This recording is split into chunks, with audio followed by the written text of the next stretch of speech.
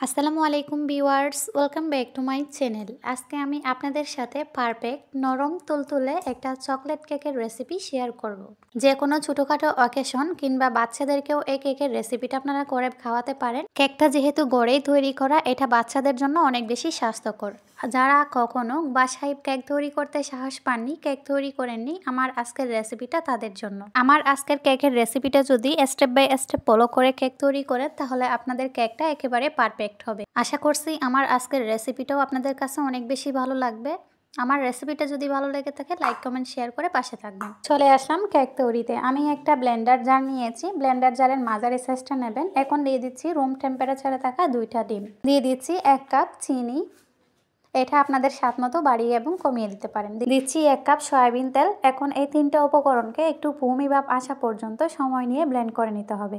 এরই মাঝে কিন্তু আমি ব্লেন্ড করে নিয়েছি, দেখতেই পাচ্ছেন। এখন এই ব্যাটারটাকে এক সাইডে রেখে আমি শুকনো উপকরণগুলো ছেলে নেব। এখন একটা বাটিতে দিয়ে দিচ্ছি চাকনি। চাকনির উপরে দিয়ে দিচ্ছি 1 কাপের একটু কম হবে ময়দা। এটা অবশ্যই ময়দা এড করতে হবে, আটা দিয়ে কিন্তু কেকটা পারফেক্ট হয় না। আমি কেকটার মধ্যে সামান্য পরিমাণে কোকো পাউডার এড করে দিয়েছি 1 ফুড কাপের মতো। আমি অল্প পরিমাণে দিয়েছি কারণ আমি চকলেট ফ্লেভারটা স্ট্রং করব না। আর দিয়েছি 1 টেবিল চামচ বেকিং পাউডার, 1 চিমটি পরিমাণে বেকিং সোডা। এখন শুকনো উপকরণগুলো চালা হয়ে গেছে। এখন নিচ্ছি ব্যাটারের বাটিটা।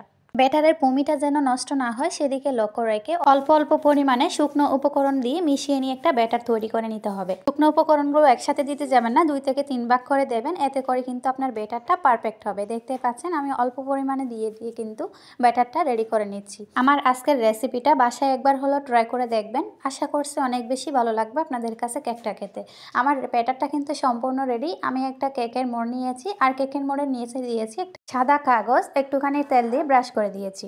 এখন রেডি করা সম্পূর্ণ ব্যাটারটা আমি কেকের মোড়ের মধ্যে ঢেলে নিচ্ছি। কেকের ব্যাটারটা সম্পূর্ণ দেওয়া হয়ে গেছে। এখন আমি মোড়টা ধরে আলতোভাবে 2টা ট্যাপ করে দিচ্ছি যেন এয়ার বাবেলগুলো বের হয়ে যায়। আমি একটা কড়াই প্রিহিট করে নিয়েছি 10 মিনিটের জন্য। একটা স্ট্যান্ডার বসাই দিয়ে তার উপর আমি কেকের মোড়টা দিয়ে ঢাকনা দিয়ে কেকটা হয়ে যাওয়া পর্যন্ত অপেক্ষা করব। প্রায় আমার 50 মিনিটের মতো টাইম লেগেছে। অবশ্যই আমি 30 মিনিট পর একবার চেক করে নিয়েছিলাম। এরপরে আমার আরও 20 মিনিটের মতো টাইম লেগেছে। আমি গরম থাকা অবস্থায় কেকটা কেটে দেখাবো, ঠান্ডা করব না। কেক বানানোর পরে ঠান্ডা হলে কিন্তু স্পঞ্জি হয়, এটা আমাদের অনেকেরই জানা। আমি একদম গরম থাকা অবস্থায় কেকটা কীরকম স্পঞ্জি হয়ে যায় সেটা কেটে দেখাবো।